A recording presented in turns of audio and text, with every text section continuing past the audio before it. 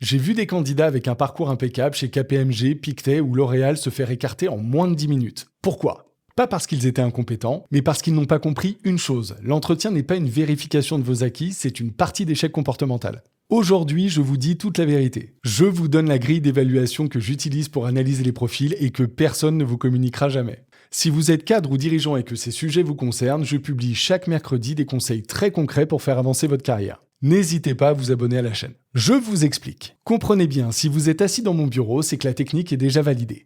Votre diplôme, vos 15 ans d'expérience, on les connaît déjà, on a pu en prendre connaissance sur votre CV. On ne va pas prendre 1 heure pour vérifier que vous savez lire un PNL. Ce qu'on cherche, c'est l'alignement. On cherche à savoir si vous allez transformer la greffe ou rejeter l'organe.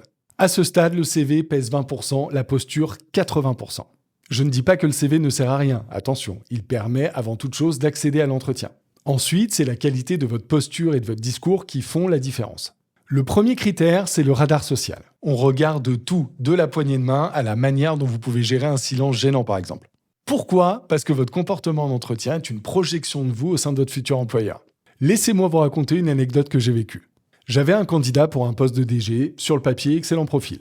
Je décide de réaliser l'entretien autour d'un déjeuner, je trouvais ça plus sympathique. En chemin, un stagiaire fait tomber une pile de dossiers. Moi, je m'arrête et le candidat, lui, enjambe la pile de dossiers sans même un regard, tout en continuant à me parler de son EBITDA.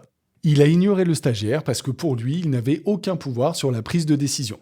J'ai donc immédiatement émis des doutes sur son empathie et son intelligence situationnelle.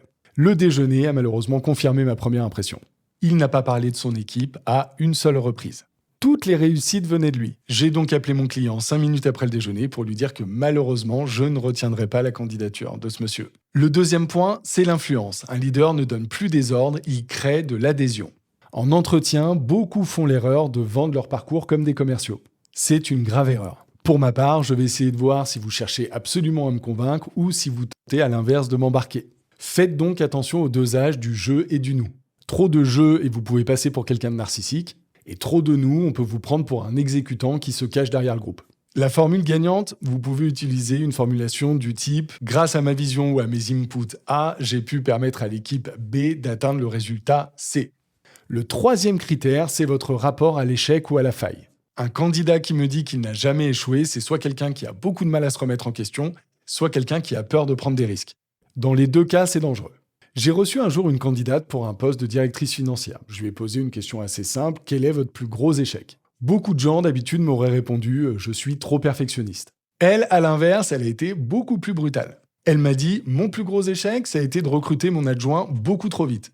J'étais sous pression, j'ai voulu boucher un trou dans l'organigramme et je ne m'y suis absolument pas pris correctement. J'ai recruté quelqu'un qui n'avait absolument pas les mêmes valeurs que celles de l'entreprise et en 6 mois, il a traumatisé mon équipe et j'ai failli perdre mes meilleurs éléments. » Et elle ne s'est pas arrêtée là. Elle a ajouté « J'ai compris mon erreur, j'ai donc décidé de revoir tout le processus de recrutement en incluant d'autres membres de mon équipe pour ne pas que la même chose arrive une deuxième fois. » Pourquoi ça marche ? Assez simplement parce qu'elle a reconnu son erreur d'une part, elle a été extrêmement honnête et elle a surtout rebondi et mis en place un nouveau process pour plus que ça n'arrive. Pour la petite anecdote, au final, c'est elle que le client a décidé d'embaucher. Pour finir, sachez que la dernière question que vous posez définit votre niveau. Il y a une différence entre dire quels sont les avantages type congé, RTT, rémunération complémentaire et quels sont les enjeux de l'actionnaire à 18 mois et quels sont les obstacles à contourner pour les atteindre. Là, vous changez de dimension. Vous n'êtes plus un demandeur d'emploi, vous êtes clairement un partenaire d'affaires. Si vous êtes cadre avec de l'expérience et que votre recherche d'emploi n'avance plus comme vous le souhaitez, je vous propose un échange stratégique gratuit de 15 minutes pour faire le point.